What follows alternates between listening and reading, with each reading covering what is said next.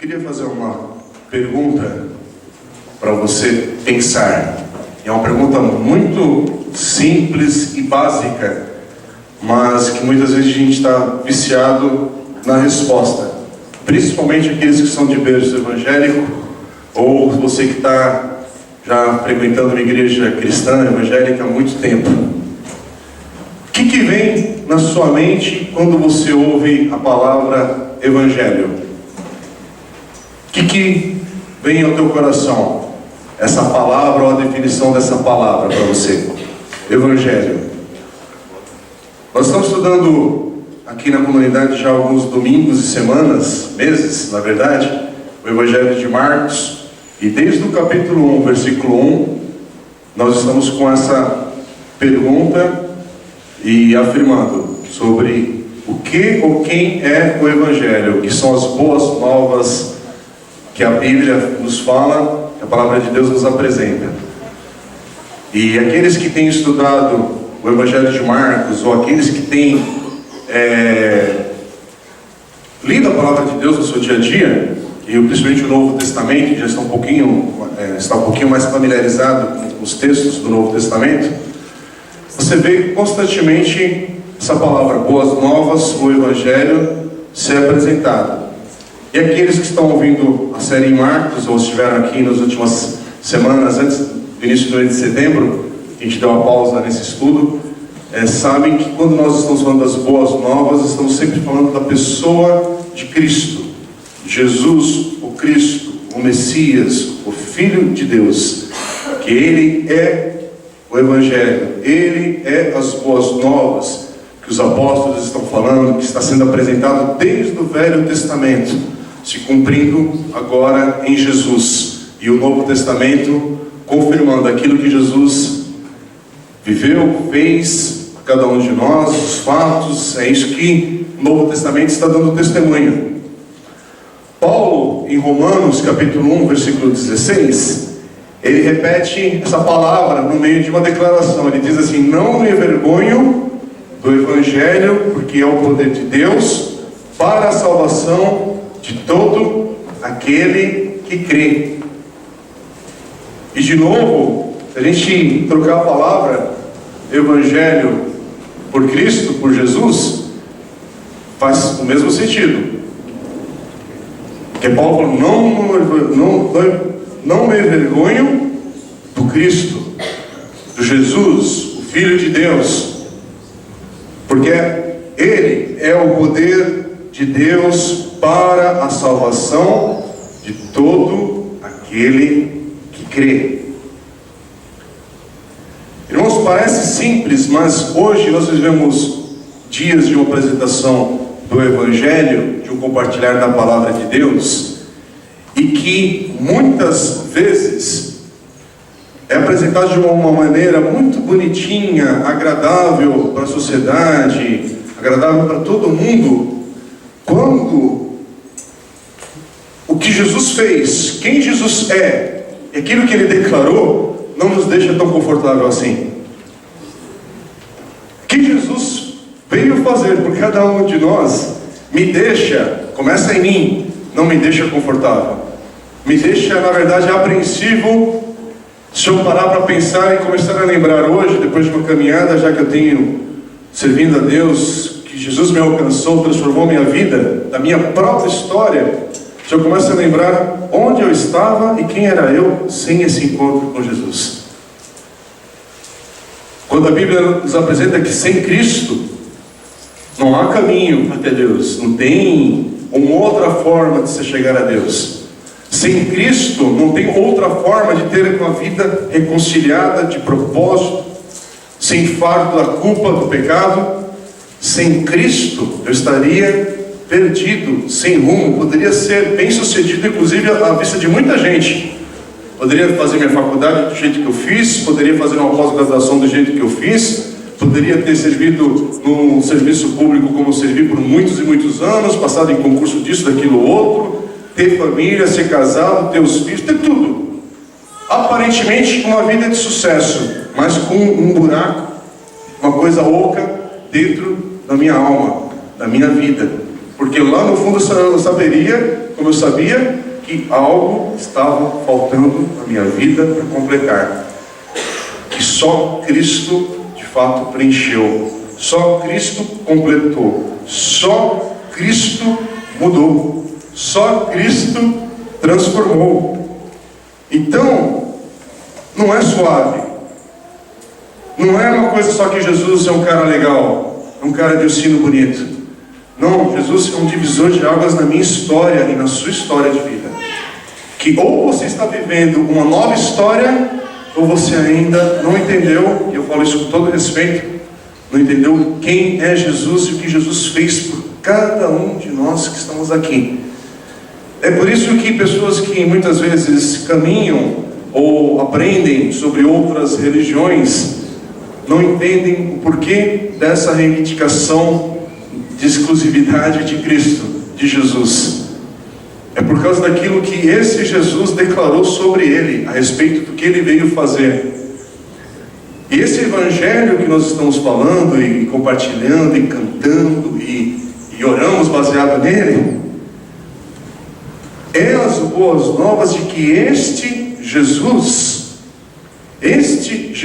derrotou o pecado, este Jesus, ele derrotou a morte, é este Jesus que derrotou o mal por meio da sua morte e ressurreição. E é por causa da sua morte e ressurreição que ele fez todas as coisas agora novas, a começar da minha vida, a começar com cada um aqui que tem um encontro com Jesus de fato, ou que teve a vida entregue a Cristo. Você é transformado, e não é transformado meia boca, não é aquela funilaria que faz e que fica com bolha na pintura, sabe? Isso aí é outro papo. Você é transformado. Alguns aí, não me pergunte por quê, mas tem pessoas que têm um encontro tão radical que, uau, a vida ela muda de fato da noite para o dia, do dia para a noite, depende do momento que aconteceu, o que foi, o que é esse encontro, mas muda, transforma. Tem pessoas que é um outro processo, mais lento, as convicções, a maneira que vai aprendendo e vai sendo transformado e mudado. Não é uma coisa assim, pá, e mudou tudo, mas mudou na verdade, na essência, lá dentro. Porque a gente não tem essa maneira, não temos a capacidade de filtrar e saber o que Deus está fazendo na minha história e na tua história. A gente tem uma impressão, a gente tem uma maneira às vezes de tentar discernir sim, algumas coisas que estão acontecendo por aquilo que a nossa vida vai manifestando. Mas eu não tenho controle daquilo que Deus está fazendo, como Ele está fazendo, as áreas que Ele está transformando. Assim como eu não consigo entender na sua dimensão plena o que Deus está fazendo na minha história, nesse momento, com as experiências de vida que eu vou enfrentando no dia a dia, eu creio pela fé que Ele está agindo. Eu creio pela fé que Ele está me santificando dia a dia para parecer mais como Cristo. Mas quando eu mesmo olho para quem Cristo é, eu falo, Senhor, mas eu estou muito longe ainda disso, porque essa dinâmica é maluca que a gente vê na palavra de Deus, porque a gente olha e começa a entender quem Cristo é de fato. E a gente olha para nós mesmos e fala, Senhor, tem misericórdia. E a gente vive essa dinâmica de misericórdia e graça de Deus dia a dia. Mas todo aquele que é nascido de novo, todo aquele que tem Cristo na sua vida, está num processo de mudança, de transformação. Mas você precisa entender que o Evangelho, as boas novas de Jesus, envolve com clareza aquilo que Jesus de fato veio fazer. Ele é aquele que veio derrotar e derrotou o pecado. Ele é aquele que veio dar a sua vida por cada um de nós para vencer a morte. Ele é aquele que morreu numa cruz para de fato vencer o mal. O mal que você está vendo aí, que nós oramos inclusive hoje por questões que estão acontecendo no nosso país, ao redor de cada um de nós aqui e neste mundo, ele está ainda acontecendo porque plenamente ainda não foi expulsa toda a maldade. do nosso meio. Mas a promessa da palavra de Deus é que está chegando o dia que essa maldade que ainda está esperneando por aí, ela vai ser retirada por completa. Mas o poder pleno dessa maldade, desse mal, do pecado, ou da morte, ele já foi derrotado em Cristo Jesus. O Evangelho é essa mensagem de esperança e de realidade, que Jesus já veio, Jesus já se manifestou, Jesus já deu a sua vida por cada um de nós. E essa definição do Evangelho, a gente pode também pensá-la em 3 outros aspectos que a gente precisa estar bem claro sobre como o Evangelho, Cristo, atua na nossa vida pessoal e como igreja ou sociedade no nosso mundo. O Evangelho, em parte, ele tem algo que é doutrinal, ele é ensino, ele é um conteúdo de uma nova informação que me toma e que vai me transformando. Novos conceitos que entram na minha vida, novos valores que entram na minha vida e que geram mudança. É por isso que caminhar com Deus, nós temos a sua palavra, queremos que a palavra de Deus se manifesta hoje pela Bíblia Sagrada, e ela é um ensino para nortear os nossos passos, a nossa vida, as nossas decisões. Mas para essa palavra permear a nossa vida e gerar transformação, você precisa ir até ela. Você precisa tê-la no seu dia a dia de vida, que não é apenas o domingo, que não é apenas esse encontro dominical como igreja aqui reunida nessa manhã. É por isso que pessoas experimentam profundidades diferentes, sim, de transformação e de mudança na forma de enfrentar a vida, de enfrentar as circunstâncias da vida, de tomar decisões, de cuidado da sua casa, da sua família, dos seus filhos, do seu cônjuge, de acordo com vai tendo um caminhar e deixando a palavra de Deus e terminando e tomando.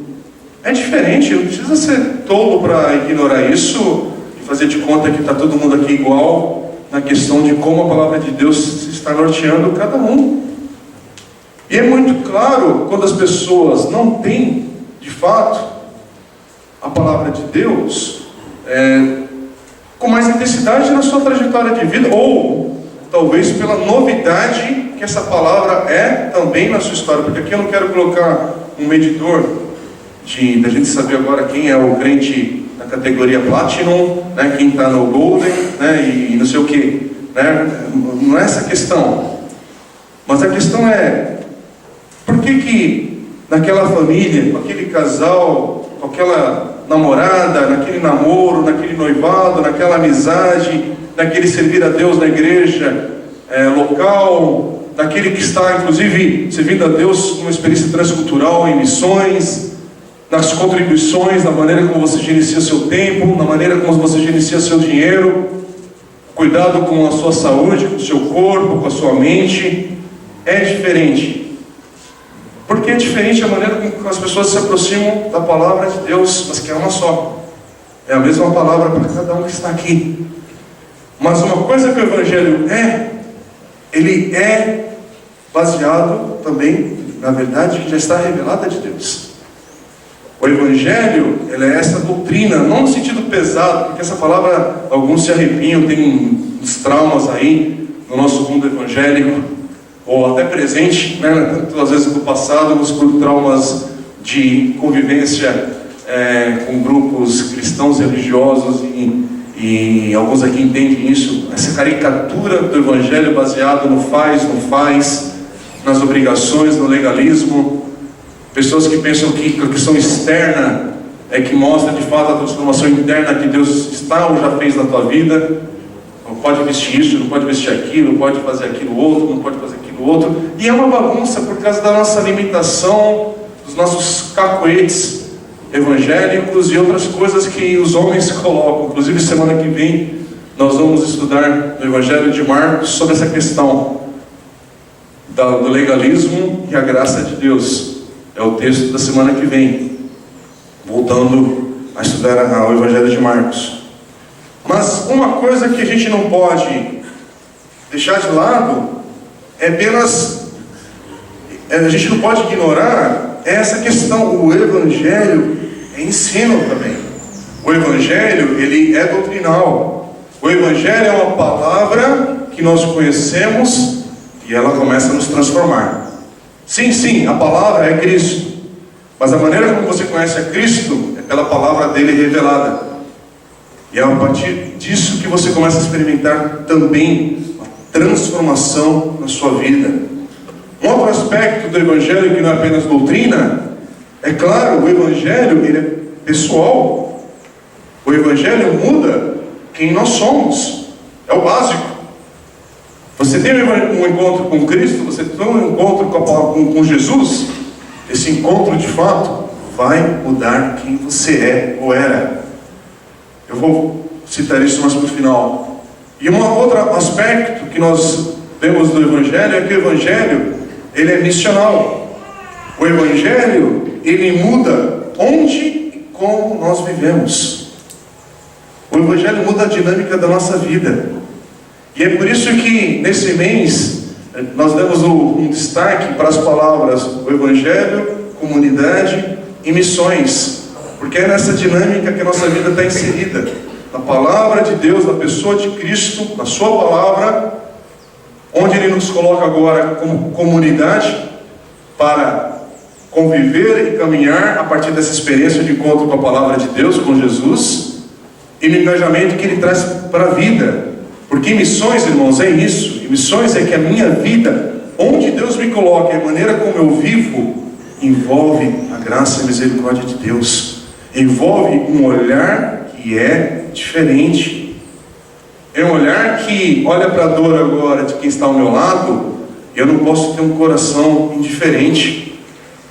Um coração que não entra com empatia na luta do meu irmão, da minha irmã, do meu próximo. É um coração que não pode mais apenas olhar para os próprios problemas, mas que muda tudo. De novo, muda sim a maneira como eu vivo, como eu gasto as minhas horas, como eu olho para o meu dia, para a minha semana. Eu não olho para a minha semana apenas como uma agenda do meu trabalho, das 8 horas que eu vou gastar no meu trabalho ou mais, no deslocamento até o trabalho. Não são mais coisas triviais e à toa. A semana, a vida, hoje domingo, hoje o tempo com meus filhos, o tempo com a minha família, o tempo com amigos, tudo envolve a graça de Deus na minha vida. Tudo. É um olhar onde Deus está presente em tudo. É por isso que o Evangelho tem esse aspecto missional, que onde Deus me coloca e a maneira como eu vivo importa. A maneira como eu gerencio, inclusive o meu descanso, importa. Porque eu não sou super-homem. Inclusive, a maneira como eu gasto o meu dinheiro, sim, as prioridades, elas mudam. É isso que é o compartilhar que a gente vive mês a mês aqui na igreja, com as pessoas. Enfim, muda tudo. Ele transforma. E aí que entra esse texto que eu pedi para os irmãos abrirem suas Bíblias em 1 Coríntios, capítulo 15. Que a declaração de Paulo nesse texto, ela é central para você conhecer e ter certeza de onde está esse texto. Já começa daí. Ele é um texto que você tem que saber onde ele está. Para quando você ouvir alguma coisa que não soa bem, saber ir para a palavra e ouvir, meditar e reconhecer Cristo no agir dele na sua vida, na vida da igreja, hoje, onde quer que você vá.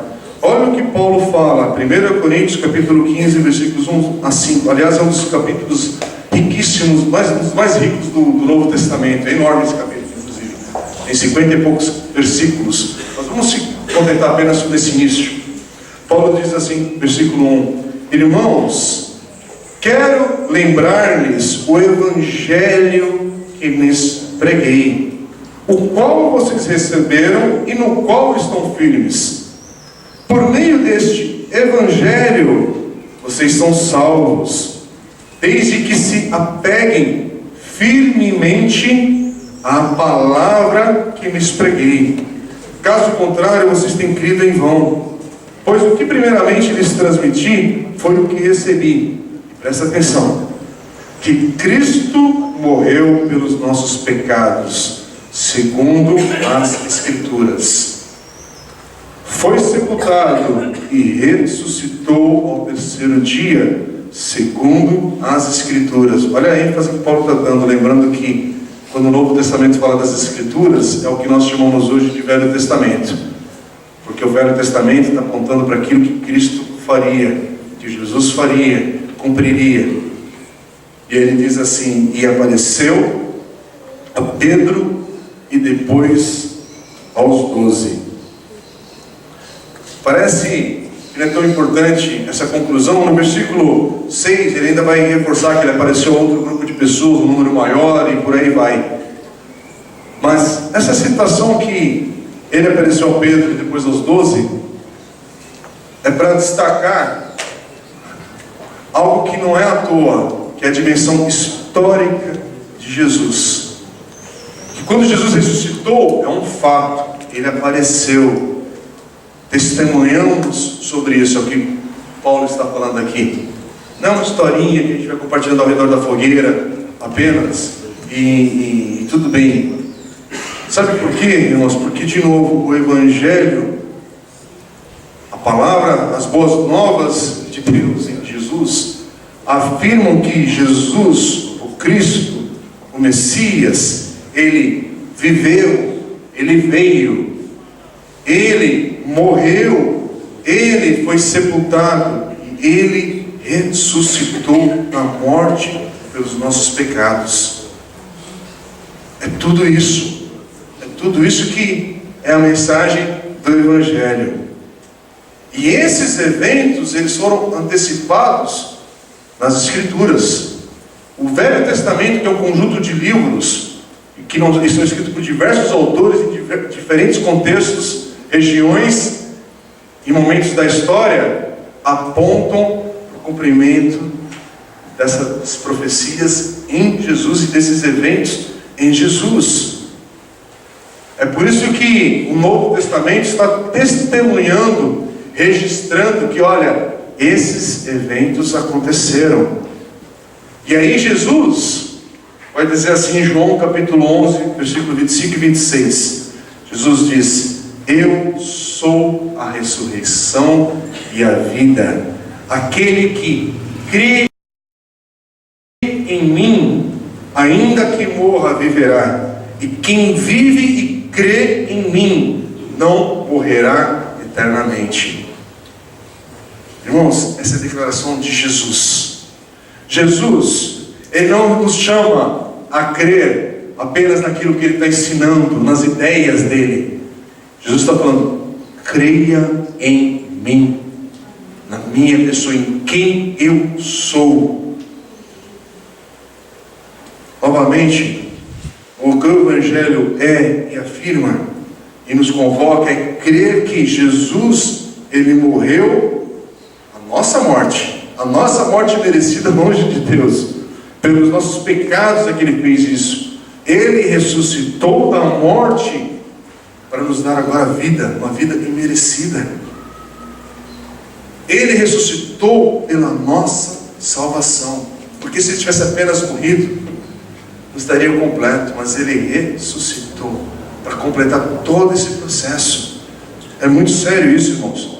Nós somos chamados a crermos, não apenas numa nova filosofia de vida, numa ideia. Olha, você não precisa tanto crer que Jesus ressuscitou, que fez isso e aquilo. Não, vamos crer na ideia de Jesus como um bom mestre. Não funciona assim.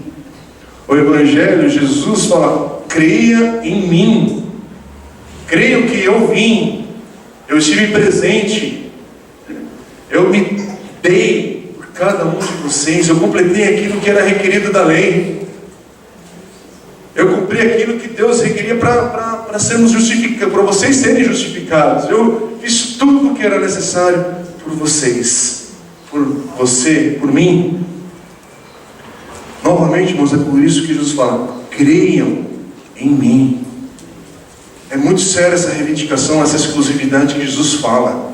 Jesus não deixa brecha para falar assim: olha, creiam nas filosofias de vida orientais e outras filosofias que são bonitas. Não, não.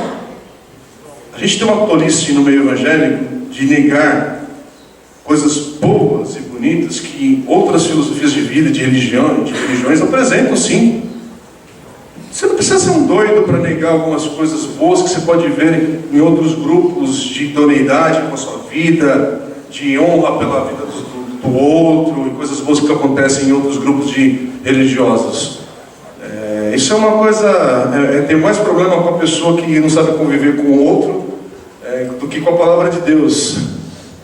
Porque na verdade, irmãos, você começa a ver com quem Jesus sentou por toda a sua vida, é bem complicado, né? Eu teria dificuldade de sentar. Eu teria, não sou hipócrita. Tem gente que eu não vou sentar, mas Jesus sentou. Graças a Deus que Jesus é Jesus, né? Mas nós somos os religiosos de agora, então nós somos agora, opa, né? A gente tem uma maneira mais certa aí no nosso Facebook a gente adiciona só as pessoas corretas, né? Porque imagina o Facebook de Jesus assistir isso hoje, né? Tal. Ia ser uma confusão crítica. Por que está adicionando tal pessoa? Por que você deu um curtir no negócio lá, tal. A gente tem umas aspirações maiores. Mas tem uma questão que aí a coisa pega. E isso incomoda. E incomoda muita gente. E vai incomodar mesmo. E vai continuar incomodando. Porque Jesus continua falando: creiam em mim. E é nele. E ponto final. E ele não cita: creia na Igreja Batista, creia na Assembleia de Deus, creia no arraial evangélico que você vive. Não. Creia em mim. Creia em Cristo. Creia no Jesus, o Cristo, o Messias. Creia na palavra que aponta para esse Cristo, para esse Jesus. E aí é uma questão central. O Evangelho é centrado em Cristo. O Evangelho é centrado neste Jesus. E novamente, Jesus não está pedindo para você concordar com os pontos do arminianismo ou do calvinismo. Que tem gente ainda perdida nessa discussão até hoje. Mas Jesus fala: creiam em mim. Creiam em mim. As coisas a gente discute tomando um cafezinho, fazendo isso aqui, mas creiam em mim. A essência é Cristo. A essência é Jesus. Mas há uma essência quando a gente afirma que a essência é Jesus, a pessoa, porque Jesus está falando que o Evangelho, as boas novas que falam sobre Jesus, fala que Ele veio, Ele morreu, Ele ressuscitou e foi por mim e por você. Então tem coisas que não é só uma palavra, uma pessoa que você coloca uma camiseta, igual do Che Guevara, né? E agora é Jesus. É diferente a dinâmica, é mais do que isso. Não é uma substância, um valor, uma coisa só solta no ar. Não, existe um conteúdo nisso. É por isso que o Evangelho, eu quero voltar nos pontos, ele é doutrina também. Ele tem uma parte que é ensino. Existe algo que é básico desse conteúdo que você precisa saber para você saber o que é o Evangelho, quem é Jesus. É algo básico que esse Evangelho nos alcança. Ele é pessoal, ele é com você, ele é comigo. Mas tem uma parte que esse Evangelho é essa parte, essa dinâmica. Se ele é comigo, envolve esse ensino, envolve onde e como eu vivo. Como vive aqueles que estão falando que estão numa igreja local, servindo a Deus juntos. É a igreja de Cristo? É uma igreja de Jesus? Então envolve algumas questões básicas. Irmãos, de novo, o Evangelho, ele é boas novas, centrado em Cristo, na história, afirmando que Ele veio, nos chamando a crer e anunciar essa verdade. E apontar que, olha, Jesus é único. Tem algo que Jesus é só Ele. Apenas Ele. Só por meio dEle nós temos. Ele fez algo que ninguém fez. E eu te desafio a comparar com qualquer outro líder mundial, com qualquer outro líder de filosofia de vida, de religião, disso e daquilo outro. Compare. É diferente. É tão diferente que Paulo não.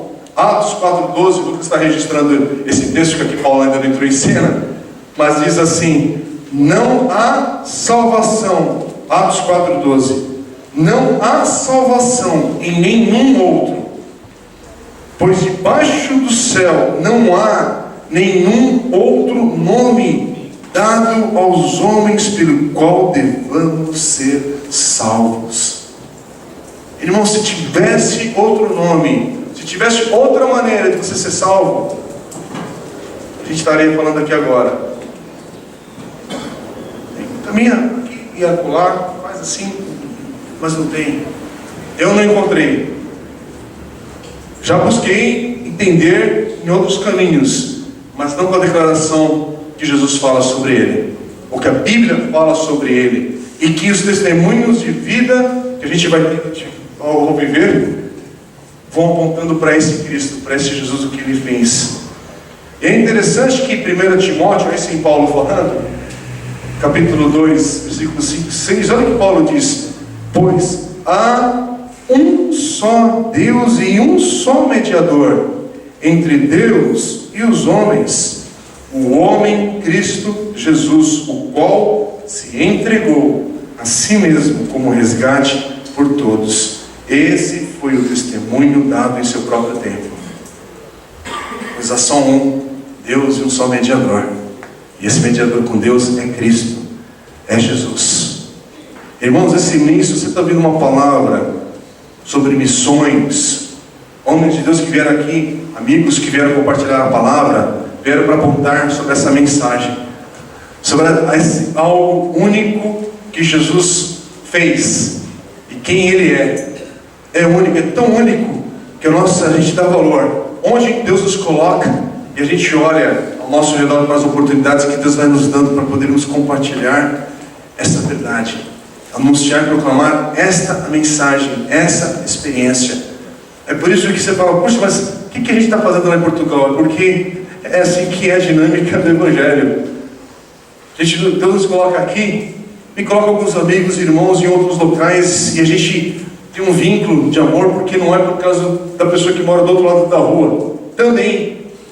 Também, mas para eu sair da minha hipocrisia, que fala que eu só impondo as mãos e orando pelo mundo, a igreja local, ela nos envolve nessa dinâmica das nossas finanças, do nosso tempo, do nosso carinho, do nosso amor, do nosso engajamento, de envolver o mundo, para sinalizar o amor e a misericórdia de Deus. É muita coisa, e é tanta coisa que está acontecendo, que uma igreja local não pode ser portadora única e exclusiva dessa mensagem.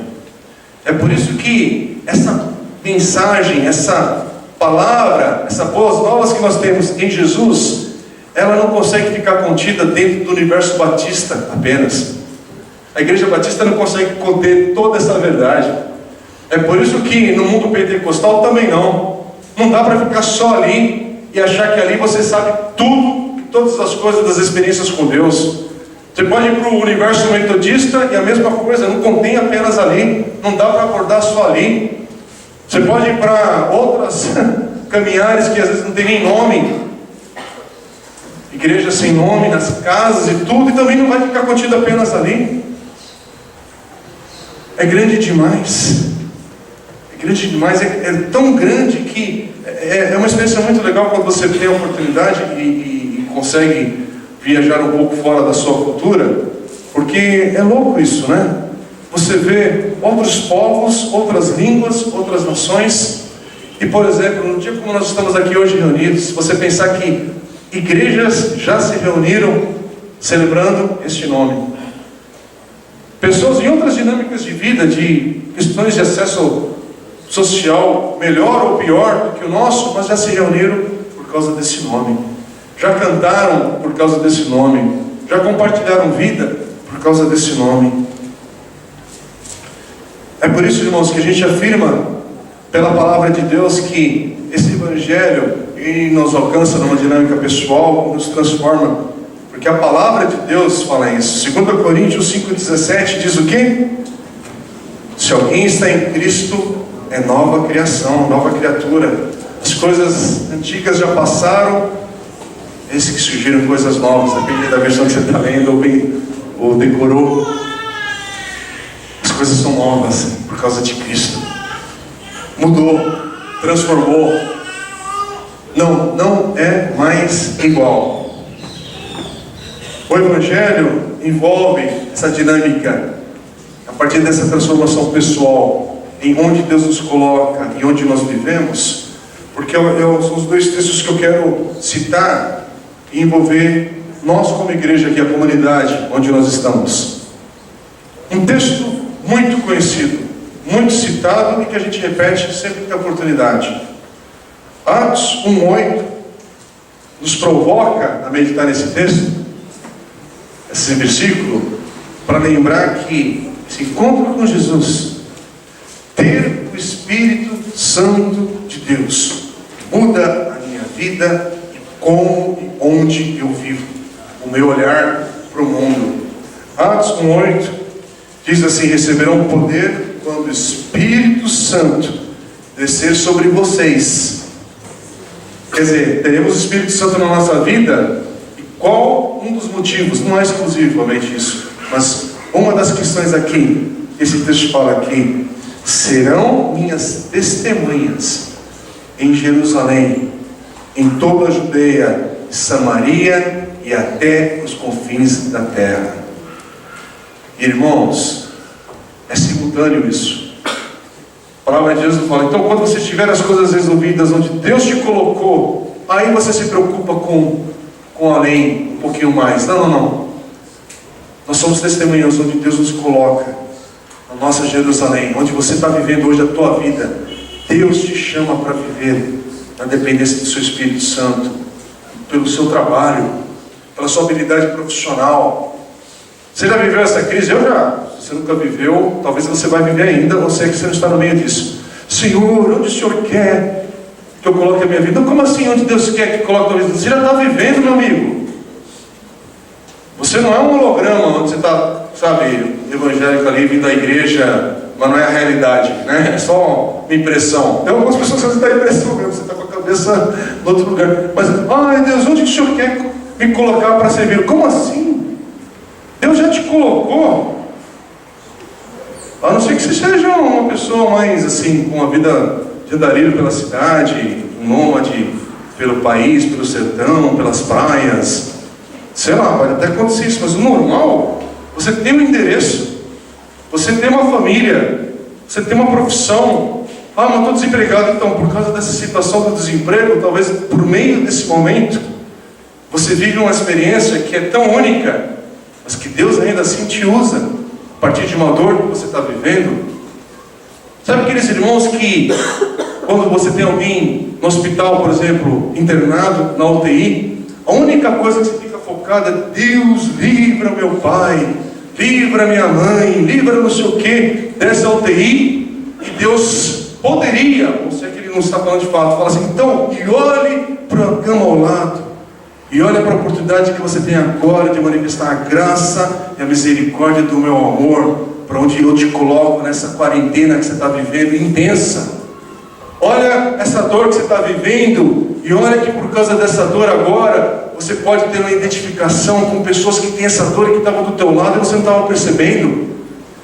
Você já percebeu que pessoas que trabalham com pessoas com câncer, montam fundação, sabe, para salvar não sei o que, é porque teve uma experiência traumática? Quase 90 e tantos %. Você vê ali pessoas que perderam talvez uma criança, um filho querido e amado, por causa dessa perda, de uma dor terrível que ela viveu. Agora existe uma fundação, uma ONG, um movimento de informação e de comunicações por causa dessa dor. E eu não quero ser leviano, eu não gosto mesmo dessa expressão, porque tem gente que quer trazer o conforto com a desgraça do outro, sem ter passado por ela, e falar: mas Deus tinha um propósito naquele lugar. É porque não é teu filho, é porque não é teu pai, não é tua mãe que você fala uma coisa dessa para o outro. Deixa os mistérios de Deus com Deus. Quero falar bem sério mesmo sobre isso, porque a gente tem um linguajar às vezes religioso, que tem conteúdo oco, vazio. Tem mistérios que são mistérios, eu não tenho capacidade. Meu irmão, eu tive já o desprazer de fazer enterro de criança. Se tem uma coisa que você chega no velório e no dia do cemitério, você chega sem palavras. Porque, como é que eu vou falar? A palavra de Deus, ela vai trazer conforto. Tem um conforto aqui sim. Mas não pode ser um conforto que eu não derramo lágrima antes. Não pode ser texto frio, sem valor nenhum, por aquele que está enlutado, um dia terrível, um dia absurdo. E aí eu chego lá, o religioso, com aquela vestimenta clerical, e apenas sem repetir palavras que são... Todo mundo está em prantos ali. E aí você não tem empatia nenhuma com o negócio. E aí a pessoa não lembra que teve um momento que Jesus se dá de frente com um amigo que morreu. Quem é Jesus, irmãos? Jesus está diante do túmulo de Lázaro. E o que o texto fala? Que ele apenas fala: Lázaro, sai daí, e manifesta um milagre, que eu sou Deus e tudo mais. Ou Jesus chega diante do túmulo e chora. Chora. É uma coisa louca. Sabe por que é louco isso? É para a gente falar: eu não entendo muita coisa. Se Jesus chorou, como eu sou limitado para entender as dinâmicas da vida? Quem nem irmãos aqui que estão passando por problemas de enfermidade no lar, na própria vida. Irmão, tem tanta situação, tem tanta tragédia no nosso meio. E são tragédias que não podem anular quando a graça de Deus alcança o irmãozinho A, B ou C. Porque assim é a vida, gente. Tem gente hoje que está consagrando filhos ao Senhor, que nasceram aí, bonitos e saudáveis. E tem gente que está no cemitério. E a vida é assim. Mas não para nos deixar, é assim mesmo e tudo mais. Não. É só para nos lembrar, Senhor, essa história que está acontecendo, ela é grande demais para mim. Mas obrigado que eu posso entregá-la para o Senhor. Confiar naquilo que Jesus Cristo já fez. Ele veio, Ele morreu, Ele ressuscitou. Louvado seja o Senhor. Irmão, sabe uma coisa que precisa ser resgatada no meio da igreja de Cristo hoje? É a expressão Maranata. Ora vem, Senhor Jesus. Sabe, porque, irmãos, a gente orou pelo México, pela tragédia no México, é olhar para isso, Senhor. Olha para tanta desgraça. Vem, Senhor. Está na tua hora, Senhor. Não estou querendo dar sugestão a Deus sobre qual é a hora dele, mas é no meu clamor. Senhor, Maranata, ora vem, Senhor. Porque tem uma expressão hoje no meio evangélico também, muita gente que ora assim. Eu já caí nesses negócios, que a gente é do Senhor, mas Senhor, tarda um pouquinho, né? Espera aí, quero curtir um pouco mais algumas coisas, algumas experiências. A gente é ser humano, a gente é meio doido com isso, mas tem uma hora, irmãos, que a gente não pode perder essa dinâmica. Maranata, ora vem, Senhor. Como é que a gente termina essa mensagem? Essa é uma das mensagens que eu vou te falar a verdade. Está anotado aqui como eu vou terminar, graças a Deus. Mas eu termino perdido um pouco, sabia? Você fala, tá, mas e aí? E aí que... Tem hora que a gente tem que dizer, Senhor, e aí que eu não sei. Só sei que enquanto tem fôlego de vida, a tua palavra, em Mateus 28, 19 e 20, diz para mim e para você, que tem Cristo na sua vida, Jesus fala assim, essas são as últimas palavras dele. Ele sabe tudo aquilo que está para acontecer no depois. Mas ele fala, portanto, vão e façam discípulos de todas as nações, batizando-os em nome do Pai, e do Filho, e do Espírito Santo, ensinando-os a obedecer a tudo o que eu lhes ordenei. E eu estarei sempre com vocês até o fim dos tempos. Estamos nesse ato entre o Cristo que já ressuscitou e o Cristo que virá de fato. E neste ato ele fala, vão e façam discípulos de todas as nações. É por isso que daqui a 2 semanas nós vamos ter um lindo batismo aqui na igreja. Vamos, porque estamos nesse ato, anunciando que esse Jesus continua a alcançar o perdido. continua a alcançar aquele que chegou aqui aflito. Ele continua a renovar as tuas forças. Ele continua a encher teu coração de esperança. E Ele diz aqui que isso vai acontecer até o fim dos tempos. Por quê? Porque vai ter um fim. Esse tempo vai ter um fim. Tem um limite. Tem um limite para a tua dor. Tem um limite para as tuas lágrimas. Tem um limite para tanta desgraça que a gente está vendo por aí.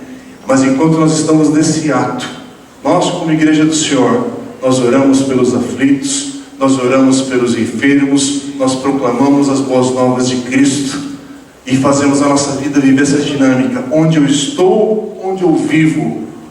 Sabe os votos do casamento?